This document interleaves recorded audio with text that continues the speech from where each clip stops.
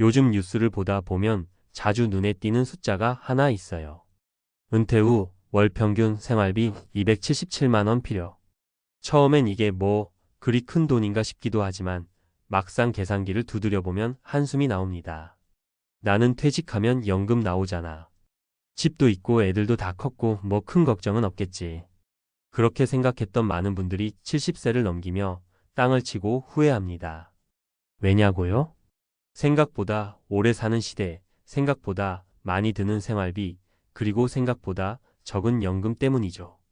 은퇴 이후의 삶은 막연하게 그려지는 휴식이 아니라 철저히 준비하지 않으면 지속되는 생존의 싸움입니다. 본문. 대한민국 평균 기대 수명은 이제 83세를 넘어섰습니다. 즉, 60세에 은퇴하면 이후 최소 20년은 더 살아야 한다는 이야기죠. 그 20년을 매달 277만 원씩 쓴다고 가정하면 어떻게 될까요?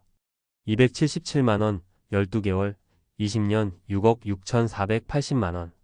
그렇습니다. 은퇴 후 20년을 살기 위해선 최소 6억 이상이 필요한 셈이에요. 그런데 대부분의 사람들은 그 정도로 노후 준비가 되어 있을까요? 국민연금, 퇴직연금, 개인연금 다 합쳐도 월 200만 원도 안 되는 경우가 허다합니다. 게다가 생활비는 시간이 지날수록 줄기는커녕 오히려 늘어나는 경우가 많습니다. 특히 70세가 넘어가면 의료비, 주거비, 요양비, 그리고 예상 못한 변수들이 우리를 덮치거든요. 나는 자녀가 도와줄 거야. 이런 기대도 이제 옛말입니다. 요즘 자녀들도 자기 살기 바빠요. 진짜 철저히 스스로 준비해야 하는 세상이죠. 사례 1. 공무원 출신 63세 이씨 연금은 충분할 줄 알았는데 이 씨는 30년 넘게 공무원으로 일했습니다. 매달 220만 원의 공무원 연금을 받고 있어요. 그래도 나는 다른 사람보다 낫지 하고 생각했죠. 처음엔 괜찮았습니다. 부부가 시골로 내려가 자급자족도 하고 여행도 다녔어요.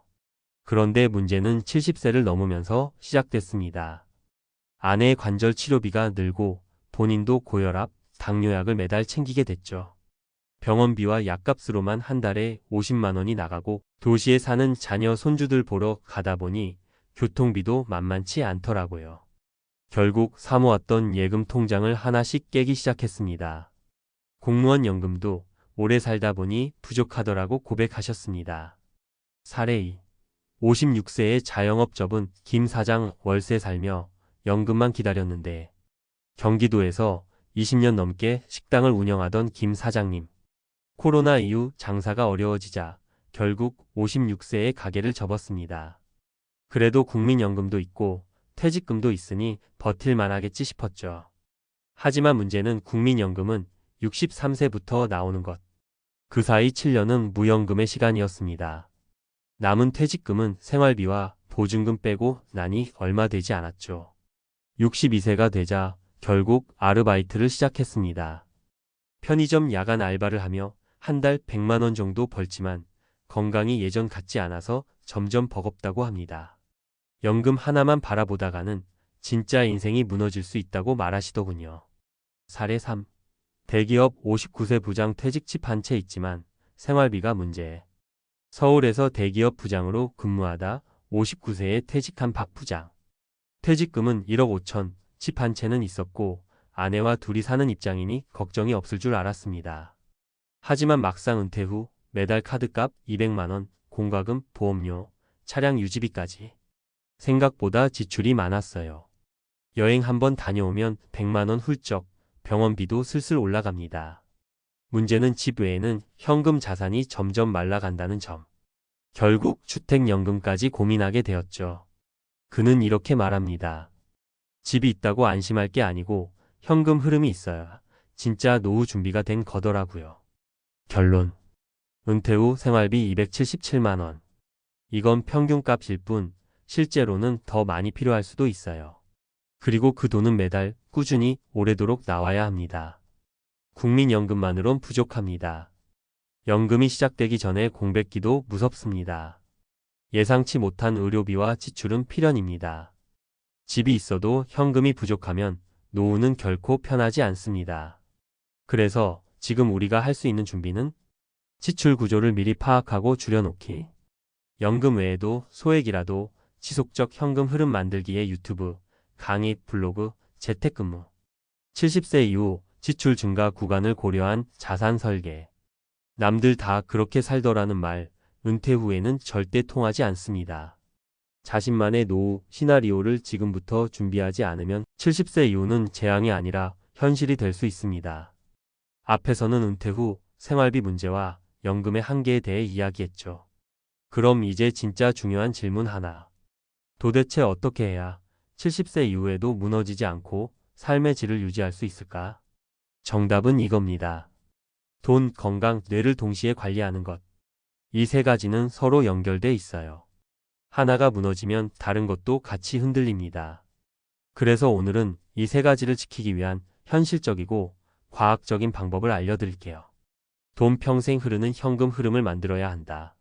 노후에 중요한 건 자산보다 현금 흐름입니다. 100세 시대에 80세 넘어서도 돈은 계속 필요해요. 실제로 한국복권사회연구원의 조사에 따르면 노후 빈곤에 빠지는 가장 큰 이유는 정기적인 수입의 부재입니다. 과학적 근거. 행동경제학자 된 에리얼리덴 ARILY의 연구에 따르면 노후의 경제적 스트레스가 지속되면 인지 능력이 저하되고 우울감과 치매 위험이 높아집니다. 즉, 돈이 없으면 단순히 소비를 줄이는 수준이 아니라 뇌 건강까지 위협받는다는 거예요. 해결 방안. 소액이라도 매달 들어오는 수입 구조 만들기. 예를 들어 주택연금, 블로그 유튜브 수익, 노인 대상 자격증 활동. 예 실버인지 지도사, 바리스타, 캘리그라피 강사 등. 지속 가능한 지출 구조 만들기. 소비 습관 재조정과 고정비 절감은 필수입니다. 건강 걷지 못하면 모든 것이 무너진다. 70세 이후 삶의 질을 좌우하는 첫 번째 건강 지표는 바로 다리 근육입니다. 앉아만 있는 생활은 결국 근감소증, 낙상, 병원 요양으로 이어지죠. 특히 2주간 침대에서 누워만 있어도 근육의 20%가 줄어든다는 연구 결과도 있어요. 과학적 근거. 미국 노인병학회 제리애트릭스 서사이어티는 하체 근육량이 많을수록 치매 발병률이 낮고 삶의 자립도가 높다고 발표했습니다. 또한 중년 이후 스쿼트 횟수와 건강 수명이 비례한다는 연구도 있죠. 해결 방안. 매일 30분 이상 가벼운 걷기 또는 의자에 앉아 하는 무릎 굽히기 운동. 단백질 섭취량 늘리기. 특히 식물성 단백질 두부, 콩, 견과류. 체중 감량보단 근육 유지에 집중.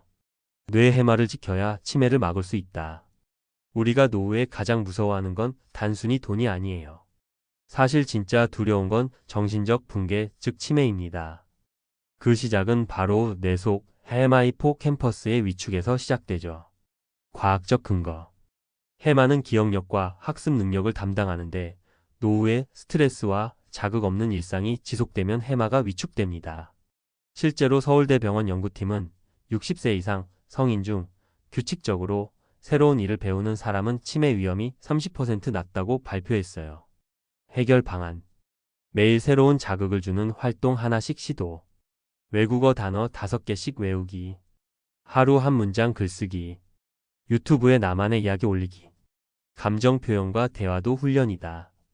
가족이나 친구와 감정을 주고받는 대화는 해마를 자극합니다. 결론. 70세 이후 삶의 질을 지키려면 돈, 건강, 뇌 이 세 가지를 반드시 동시에 준비해야 합니다. 연금만으로는 부족합니다. 운동 안 하면 2년 안에 체력 무너집니다. 뇌에 자극 안 주면 생각보다 빨리 깜빡깜빡합니다. 그러니까 지금 당장 작은 수입을 만들어 보고 앉아서라도 근육을 키우고 매일 한 줄 글이라도 써보세요. 이 세 가지는 70세 이후에도 후회 없이 존엄한 노후를 만드는 가장 현실적이고 강력한 무기입니다.